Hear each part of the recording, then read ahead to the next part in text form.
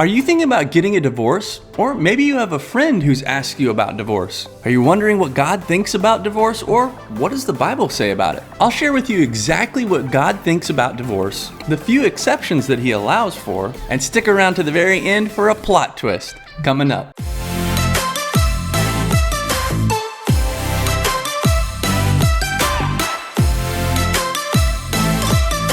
Hey guys, I'm Curtis Riley from The Real Rileys, aka Preach, and our goal is to give real advice for real life. Hopefully you can learn from my many mistakes. And we are one family with multiple channels. We've got a channel on ministry, on online business, on marriage, and on how-tos, so check them out. But the purpose of this channel is to have real discussions, answer real questions, and learn about real theology. And we also offer online courses, coaching, and more. So make sure to like this video and subscribe to our channel. That lets YouTube know that you enjoy it. And as a free gift for stopping by, we wanted to hook you up with our free PDF and mini course called the Bible Study Guide. It'll help you start studying any Bible passage. Just go to therealrileys.com. Now, let's get into it. Now, this video was originally made for our channel on marriage. But since we're really discussing what God says and what the Bible says about this topic, I thought you guys would enjoy it too. There are 5 things that you need to know about divorce, and we'll save the best for last. Number 5 is that God hates divorce. Now, I didn't say God hates you, but God hates divorce. It is not His plan.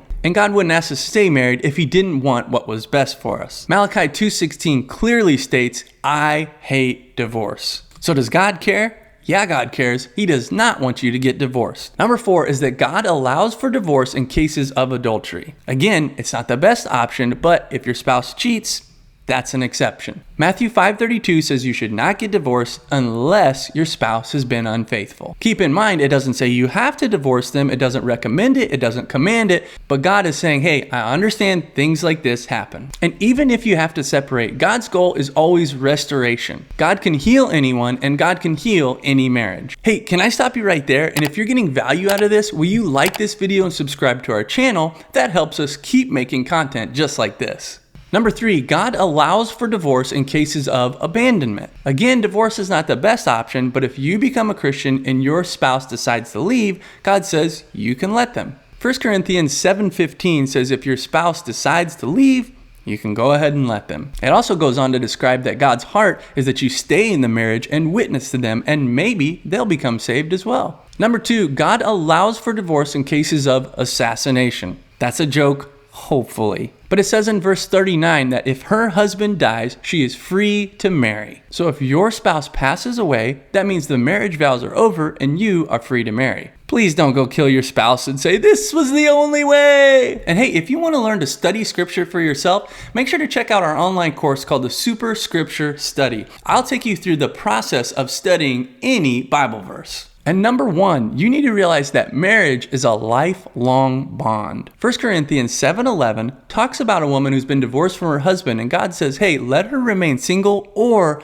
better yet, be reconciled to her husband. God gives us these 3 exceptions to the rule and reasons that you could get divorced, but God still hates divorce. Marriage is supposed to be a lifelong bond, and the best option, even after divorce, is reconciliation. I'll sum it up with this, but Mark 10:7 says a man leaves his father and mother and becomes joined with his wife. And since they are no longer 2, but 1, let no man separate what God has joined together. Here's a bonus thought and a topic that we'll discuss in other videos, but I want you to notice that abuse is not listed as a reason for divorce or as one of these exceptions. I've heard a lot of pastors make the mistake of saying, hey, well, there's abuse in the marriage, so you should get divorced. You will not find that anywhere in Scripture. Does God care about you? Absolutely. Does God want you and your kids safe? Absolutely. I would say if you're being physically abused, that I would recommend separation. This gives an opportunity for repentance and reconciliation. Now it's time to get real. Comment below and let us know which one of those 3 exceptions has been the hardest one for you to deal with and why. And if you have more questions, check out one of our online communities where you can be encouraged, you can ask questions, and you can be a part of our live Q&As. I also want to encourage you to check out some of our other videos like how to study the Bible, or check out one of our other channels like how to save your marriage from divorce. I hope this video was a great discussion for you, but until next time, keep it real.